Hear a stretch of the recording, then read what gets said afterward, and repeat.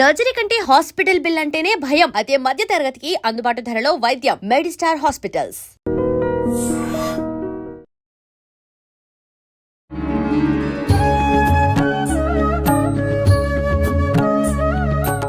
నమస్కారం, welcome to I dream. ధర్మ మార్గం విత్ విజిత కార్యక్రమానికి స్వాగతం. ప్రస్తుతం మనతో పాటు ఉన్నారు ప్రముఖ ఆధ్యాత్మికవేత్త జ్యోతిష పండితులు సుభాష్ శర్మ గారు. ఇప్పుడు గురుగారితో మాట్లాడదాం. నమస్కారం గురుగారు. శ్రీమాత్రేమండి. గురుగారు, బంగారం ధర నిజంగానే ఆకాశాన్ని అంటుద్ది అన్నట్లుగానే ఆకాశాన్ని అంటుకుంది నిజంగా. అసలు సామాన్యులు ఒక 5 తులాలో 6 తులాలో పెట్టి ఒక ఇంట్లో కూతురికి బంగారం పెట్టి పెళ్లి చేసే రోజులు కూడా పోయినాయి. అంటే ఒక మిడిల్ క్లాస్ ఫ్యామిలీ మినిమం ఒక 5 నుంచి 10 తులాల వరకన్నా పెట్టి పెళ్లి చేసే వ్యవస్థ మొన్నటి వరకు చూసాం.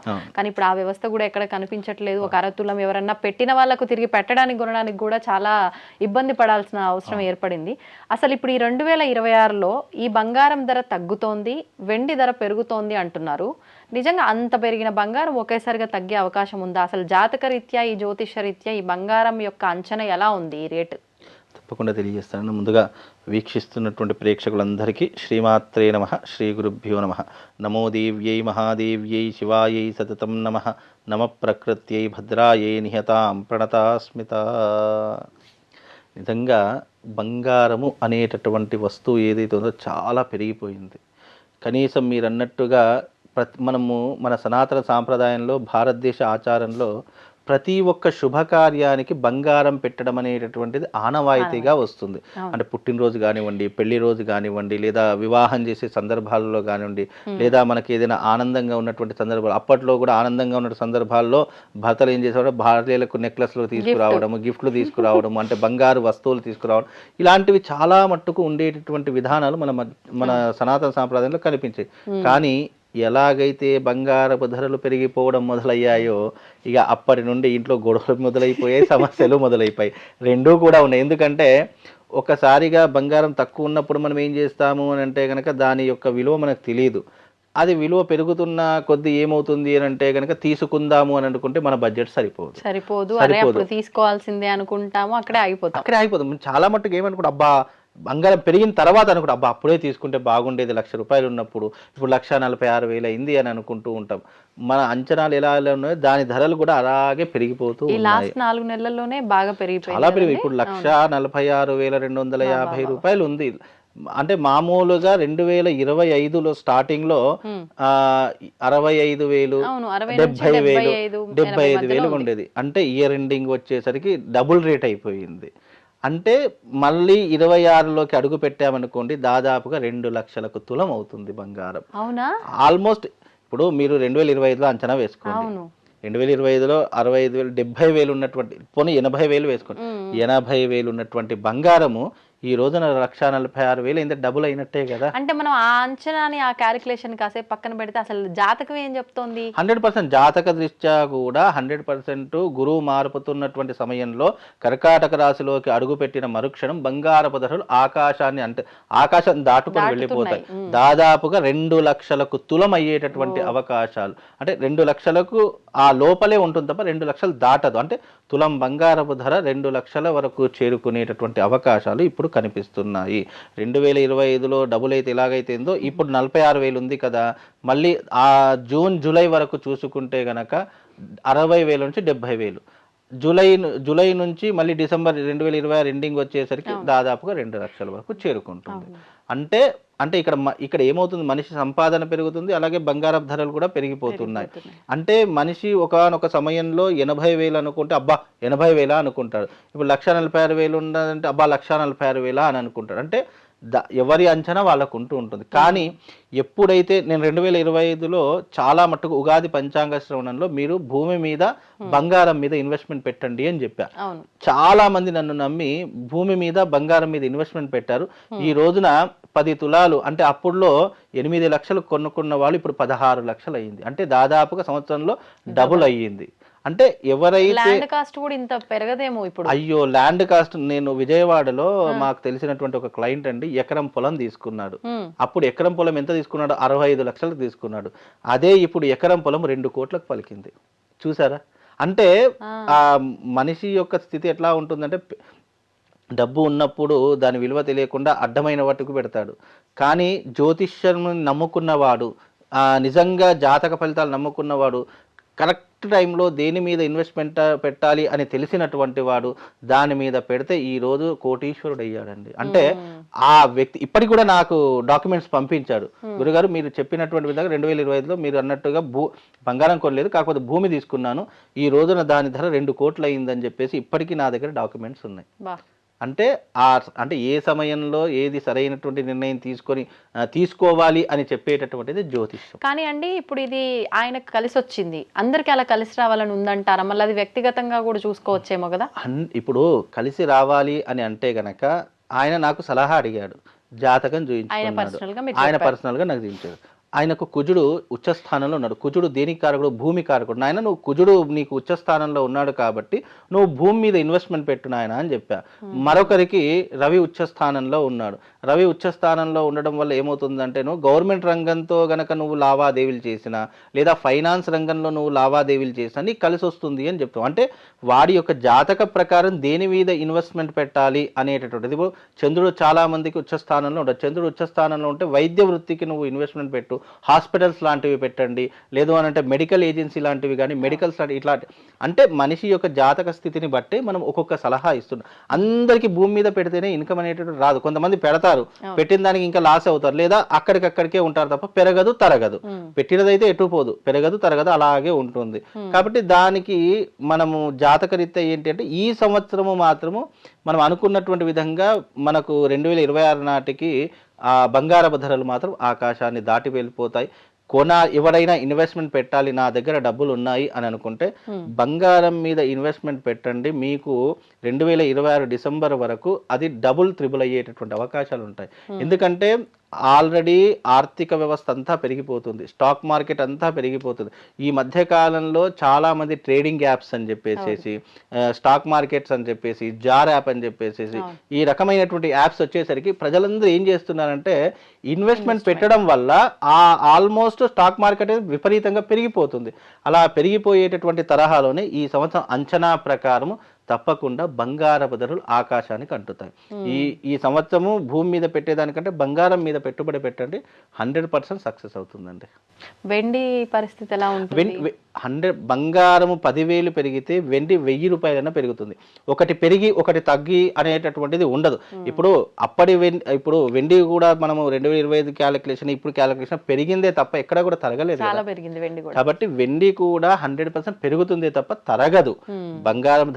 బంగారంకి వెండికి డిఫరెన్స్ ఏంటంటే బంగారం తులము 1,50,000 ఉందనుకోండి, ఇది కిలో 1,50,000 అవుతుంది. అంటే అది తులంల కిందికి లెక్క వస్తుంది, ఇది కేజీల కిందికి లెక్క వస్తుంది. కాబట్టి రెండు పెరిగేటటువంటి అవకాశాలు ఉంటాయి తప్ప తరిగేటటువంటి అంచనా మాత్రం ఈ సంవత్సరం లేదు. 2026లో బంగారపు ధరలు చాలా విపరీతంగా పెరుగుతాయి. మీకు 2026లో ఏదైనా ప్లానింగ్స్ ఉంటే, పెళ్లిలో కానీ లేదు అని అంటే ఇంకా ఏదైనా ప్లానింగ్స్ ఉంటే, శుభకార్యాలు ఏదైనా ఉంటే ఇప్పుడే బంగారం తెచ్చుకొని ఇంట్లో పెట్టుకునే ప్రయత్నం చేయండి. అప్పటికి మీకు టెన్షన్ లేకుండా ఉంటుందండి. అంటే భవిష్యత్తులో జరిగేటట్టు ఇప్పుడు నేను జాతకం చెప్పేటప్పుడు నాయన భవిష్యత్తులో ఇట్లాంటి ఇబ్బందులు ఉన్నాయి, ఇప్పటి నుంచి జాగ్రత్త పడని ఇలాగైతే చెప్తామో, నీకు భవిష్యత్తులో శుభకార్యాలు చేసేటటువంటి యోగం అంటే ఇప్పుడే బంగారం తీసుకొని కొని పెట్టుకో, అప్పటికి నీకు అది ఉపయోగపడుతుంది. ఏ రకంగా పుణ్యాన్ని దాచుకొని నువ్వు పెట్టుకుంటావో అలాగే ఇప్పుడున్న ధనంతో బంగారం కొనుక్కుంటే అప్పటికి నీకు ఏ టెన్షన్ ఉండదు, అయ్యో కొనాలి అనే భయం ఉండదు. కానీ మనం అదే టైం కొనాలనుకున్నాం, అబ్బా ఇన్ని డబ్బులా అని చెప్పేసి 10 తులాలు పెట్టేది 2 తులాలు పెట్టేది. ఒక 10 సంవత్సరాల కింద మహా అయితే 10-15,000కి తులం ఉంది. అయ్యో నేను చెప్తాను అంటే దాదాపు 2010 సంవత్సరంలో బంగారం ధర 22,000 రూపాయలు ఉన్నది. అలాంటిది ఇప్పుడు 2000 అంటే దాదాపుగా ఆల్మోస్ట్ 2010 అంటే ఇది 2016 2026 అంటే 16 సంవత్సరాల్లో దాదాపుగా 2 లక్షల వరకు చేరుకుంది. ఇప్పుడు మామూలుగా అంటే ఒక ఆడపిల్ల పెళ్లి చేయాలి అంటే ఖచ్చితంగా బంగారం పెట్టాల్సిందే. అట్లాంటప్పుడు ఇప్పుడు చిన్న పిల్లలు 10 సంవత్సరాల పిల్లలు 12 సంవత్సరాల పిల్లలు ఉన్న వాళ్ళు అనుకుంటారు మాకు ఇంకా మస్తు టైం ఉందని. అట్లాంటి వాళ్ళు కూడా డబ్బులు ఉంటే ఇట్లాంటప్పుడు ప్లాన్ 100% ఇవే ప్లాన్ చేసుకోవాలి. ఇప్పుడు ఒక అమ్మాయి ఉందనుకోండి, ఇంటికి ఆడపిల్ల ఉందనుకోండి, ఆడపిల్లలకు మనం ఏమేం చెయ్యాలి అనేటటువంటిది ఇప్పుడే అంచనా వేసుకొని మనం ఇప్పుడే కొద్దిగా దాచుకుంటాం అనుకోండి, అది అప్పటికి ఇంత కూర్చుంటుంది. కాబట్టి మనకు టెన్షన్ లేకుండా అంటే ఏ రకమైనటువంటి ఇబ్బంది లేకుండా అన్ని హ్యాపీగా జరిగిపోవడానికి అంటే కానీ మొత్తం మళ్ళీ డౌన్ అయ్యే అవకాశాలు ఫ్యూచర్ లో ఇంకా అసలు ఉండనే ఉండవంటారా? ఒక స్టేబుల్ రేట్ కి వచ్చి ఆగిపోవడం అట్లా. జీవితంలో స్టాక్ మార్కెట్ ఎప్పుడు ఒక స్టెబిలిటీ మీద ఉండదు. మనిషి ఏ రకంగానైతే స్థిమితంగా ఉండలేడో, మనిషి ఏ విధంగానే చంచలంగా ఉంటాడో, నీకు వస్తువుల ధరలు కూడా అదే రకంగా చంచలంగానే ఉంటాయి. మీరు ఏ వస్తువు అయినా తీసుకోండి, మీకు నిన్నున్నటువంటి రేటు ఇవాళ ఉండదు, ఇవాళ ఉన్నటువంటి రేపు ఉండదు. ఎప్పటికైనా వస్తువుల యొక్క ధరలు మార్పు చెందుతూనే ఉంటూ ఉంటాయి.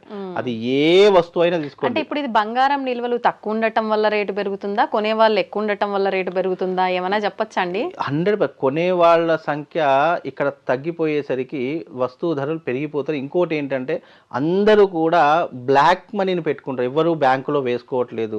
డబ్బులు ఎక్కడిదక్కడ స్టక్ అయిపోతూ ఉన్నాయి. డబ్బులు స్టక్ అయిపోయినప్పుడు ఏమవుతుంది, ట్రాన్సాక్షన్స్ తక్కువైపోయినసరికి ఏమవుతుంది అంటే దేశ ఆర్థిక వ్యవస్థ దెబ్బతింటుంది.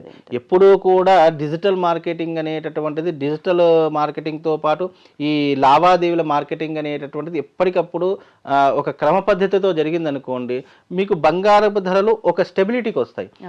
మనం ఎప్పుడైతే డబ్బులు దాచుకోవడము, ఎప్పుడైతే ట్రాన్సాక్షన్లలో మనం మార్పులు చేస్తూ ఉంటామో ఆటోమేటిక్గా మనకు వచ్చేటటువంటి ఏ వస్తువుల ధరలు అయితే ఉన్నాయో అవి ఆటోమేటిక్గా పెరుగుతూనే ఉంటూ ఉంటాయి. అలా పెరిగినప్పుడే మనకు ఆర్థిక వ్యవస్థ దెబ్బతింటూ ఉంటుంది. అంటే కొనేవాళ్ళు తగ్గిపోతారు, ఆ వస్తువు ధరలు పెరిగిపోతూనే ఉంటుంటాయి. ఆ వస్తువు ధర పెరిగిపోయినప్పుడు మనిషి అంటే ఉన్నవాడు కొనుక్కోగలుగుతాడు, సామాన్యుడికి మాత్రమే కష్టం అవుతుంది. ఉన్నవాడికి ఏ కష్టం లేదు, వాడు 10 లక్షలైనా కొనేటటువంటి క్యాపబిలిటీ ఉంటుంది. ఎవరికి కష్టం అవుతుంది? చిన్నకారులకు, రోజువారి కూలి చేసే వారికి, లేదా నెలకు సపోజ్ ఇంత ఇన్కమ్ వస్తుంది అని అనుకునేటటువంటి వారికి, ఒక స్టెబిలిటీగా ఉన్నటువంటి వారికి, పర్మనెంట్ ఇన్కమ్ ఇంతే, ఇక నేను ఇంతకు మించి నేను దీన్ని దాటలేను అని అనుకునే వాళ్ళకే ఇబ్బంది తప్ప వేరే వాళ్ళకి ఇబ్బంది లేదు. కొనేవాడు కొంటూనే ఉన్నాడు, అమ్మేవాడు అమ్ముతూనే ఉన్నాడు. ఇన్కమ్ ఉన్న వాళ్ళకి పెద్ద ఇష్యూ కాదండి. ఎందుకంటే ఇన్కమ్ ఉన్నవాడు ఏం చేసి, ఇప్పుడు ఇన్కమ్ ఉన్నవాడు ఏం చేస్తాడు, నేను చెప్పినటువంటి విధంగా వాడి దగ్గర డబ్బు ఉంది కాబట్టి 1 కిలో బంగారం తీసుకొచ్చి ఇంట్లో పెట్టుకుంటాడు. కిలో బంగారం కిలో కాకపోయినా ఒక 10 తులాలు అనుకోండి. ఫస్ట్ వాళ్ళకి అంత అవసరం కూడా లేదు. ఎప్పుడైనా కొనొచ్చు అంటారు. కాబట్టి మధ్య తరగతి వాళ్ళకే వచ్చినాయి తిప్పలు. మధ్య తరగతి వాళ్ళకి, చిన్నవాడికి మాత్రమే ఇబ్బందులు తప్ప ఉన్నవాడికి ఏమి ఇబ్బందులు లేవండి. ఉన్నవాడికి ఏమీ లేవండి. వాడు ఎప్పుడైనా తీసుకోగలుగుతాడు. అంటే వాడికి ఆ ధైర్యం, ఉన్నవాడి దగ్గర ధైర్యం ఎక్కువగా ఉంటుంది. లేని వాడి దగ్గర వాడు పరువుకి ఏడుస్తాడు, ప్రతిష్టకు ఏడుస్తాడు, అయ్యో డబ్బులు పోతాయో భయానికి ఏడుస్తూ ఉంటాడు. ఇలా అంటే మధ్యతరగతి వాడికి ఏంటంటే భయం ఉంటుంది, బాధ్యత ఉంటుంది, ఆందోళనలు ఉంటాయి. మళ్ళీ అరే ఇది తగ్గిపోతే ఎట్లా అనేటటువంటి అంటే ఒక నెగిటివ్ ఎనర్జీ వెనకకు లాగేస్తూ ఉంటుంది. ధైర్యం చేసి కొంటే గనక తప్పకుండా 2026లో మంచి లాభాలు పొందేటటువంటి అవకాశం ఉంటుందండి. ధన్యవాదాలండి గురుగారు. దక్షిణాయన పుణ్యకాలం, ఉత్తరాయణ పుణ్యకాలం అని చెప్పి మనం మాట్లాడుకుంటూ ఉంటాం, 2 ఆయనాలు ఉంటాయి.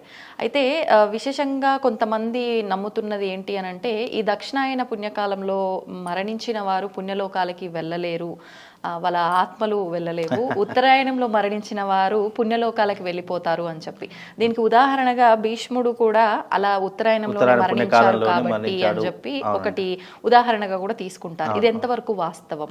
భీష్ముడికి ఉన్నటువంటి గొప్ప వరం ఏమిటి అంటే గనక, తాను ఎప్పుడు చావు కోరుకుంటే అప్పుడే తాను చావగలుగుతాడనేటటువంటి వరం అతనికి ఉంది.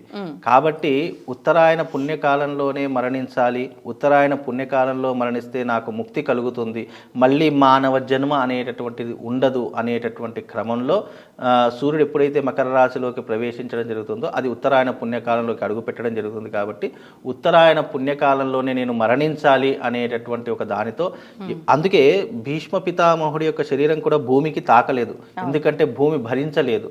కాబట్టి ఈ భీష్మ పితామహుడి యొక్క శరీరం కూడా అంపశయ్యపై ఉంటుంది. అంటే బాణాలు గుచ్చుకొని అంపశయ్య అంటారు దాన్ని. ఆ అంపశయ్య మీద పడుకొని ఉండి నిరంతరము శ్రీకృష్ణుడి యొక్క నామస్మరణ చేసుకుంటూ ఉత్తరాయణ పుణ్యకాలం వచ్చేంత వరకు తన శరీరం అంటే ఎందుకు ఆ అంపశయ్య మీద అంటే, కురుక్షేత్రంలో మీరు గమనిస్తే భీష్మ పితామహుడు కౌరవుల వైపు ఎక్కువగా ఉన్నాడు కాబట్టి, కౌరవుల వైపు సమర్థించాడు కాబట్టి ఎంత ధర్మం పాటించినా భీష్మపితుడు గొప్ప ధర్మపరాయణుడు, అది అందరికీ తెలిసినట్టు జగమెరిగిన సత్యం.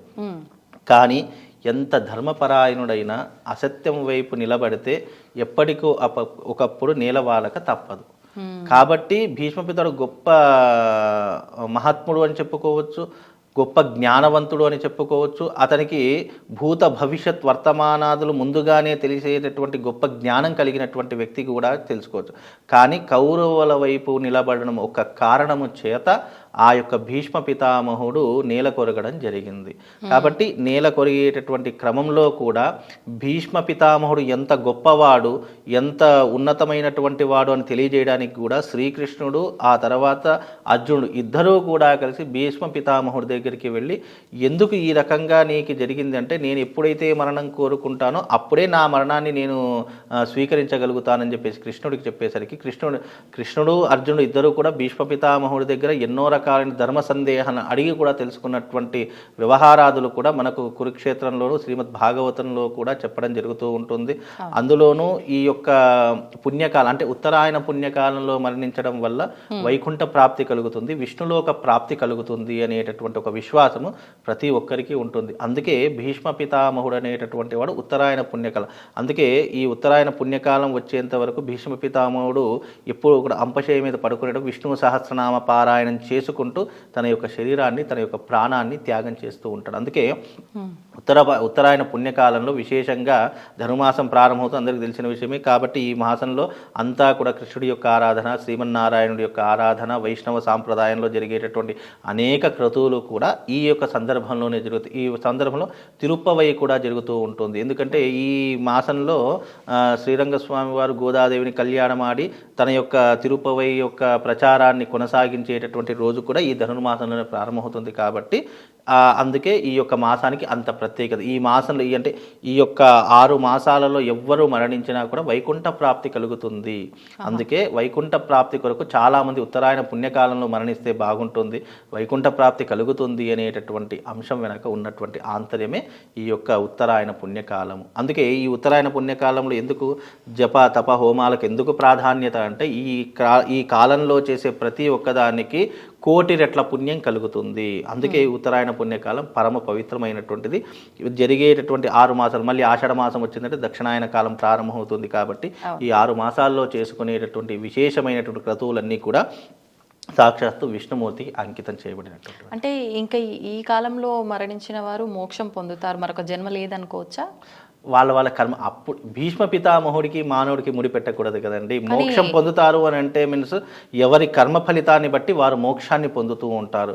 నిజానికి మోక్షాన్ని పొందడము అనేటటువంటిది ఇప్పుడున్నటువంటి ఈ జనరేషన్లో, ఈ కలియుగంలో అంత సులభమైనటువంటి విషయం కాదు. మోక్షము అంటే మళ్ళీ మానవ శరీరం అనేటటువంటిది పొందకపోవడమే మోక్షానికి ప్రధానమైనటువంటి అర్థము. కాబట్టి దీనికి అనేక రకాలైనటువంటి పుణ్యకార్యాలు చేస్తేనే ఈ శరీరం మళ్ళీ పుట్టకుండా ఉంటుంది. లేదు అంటే రీసైక్లింగ్, ఎప్పుడు పుడుతూనే ఉంటావు, కర్మ అనుభవిస్తూనే ఉంటావు, సాంసారికమైనటువంటి దుఃఖాన్ని అనుభవిస్తూనే ఉంటావు, నీ జీవితం ఇప్పుడు రీసైకిల్ జరుగుతూనే ఉంటుంది. నీ జన్మకు కారణం ఏంటో తెలుసుకొని ఎప్పుడైతే పుణ్యం వైపు నువ్వు ప్రయాణం చేస్తావో, ఎప్పుడైతే ధర్మం వైపు ప్రయాణం చేస్తావో ఆటోమేటిక్గా నీకు జన్మ రాహిత్యం అనేటటువంటిది కలుగుతుంది. అందుకే పూర్వకాలంలో ఋషులు, మునులు అందరూ ఎంతోమంది సత్పురుషులు మోక్షం కావాలి, మోక్షం కావాలి, మోక్షం అంటే అర్థం ఏంటి? మళ్ళీ జన్మ రాకుండా జన్మ రాహిత్యాన్ని పొందడమే మోక్షము అనేటటువంటి మాట వస్తుంది తప్ప ఇక్కడ మోక్షము దొరకడము అంత సులువైనటువంటి పని కాదు. శరీరము, మనస్సు, దేహము, మన యొక్క జ్ఞానము, మన యొక్క వాక్కు, మన యొక్క ఆలోచన ఎప్పుడైతే పూర్తిగా భగవంతుని మీద మనం అంకితం చేస్తామో అప్పుడే మోక్షానికి మార్గం కనిపిస్తుంది. మళ్ళీ అప్పుడు కూడా మోక్షం దొరకదు, ఒక మార్గం కనిపిస్తుంది. ఆ మార్గం గుండా వెళితే నీ జన్మరాహిత్యాన్ని నువ్వు పూర్తిగా పరిసమాప్తం చేసుకున్నట్టు అని భావం. ఓకే, ధన్యవాదాలు గురుగారు. శ్రీమాస్తు. And for more videos, please subscribe to iDream. Please subscribe to iDream. Please subscribe iDream. And please subscribe to iDream. For more videos, subscribe to iDream. please like, share and subscribe to the channel. Congratulations, iDream. Subscribe to iDream. Subscribe to iDream. So subscribe to iDream Media.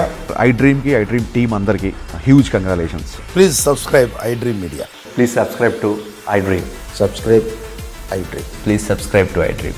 iDream అంటే నా కళల ఛానల్ను subscribe చేసుకున్న నోరు తిరుగుతలేదు, మీరైతే గంట గుర్తు కొట్టండి. For more such videos, please subscribe to iDream. Subscribe to iDream. Please subscribe to iDream. Please subscribe iDream Media. Please do subscribe to iDream. Please subscribe to iDream Media. For best entertainment and information, please subscribe iDream. And don't forget to subscribe to iDream.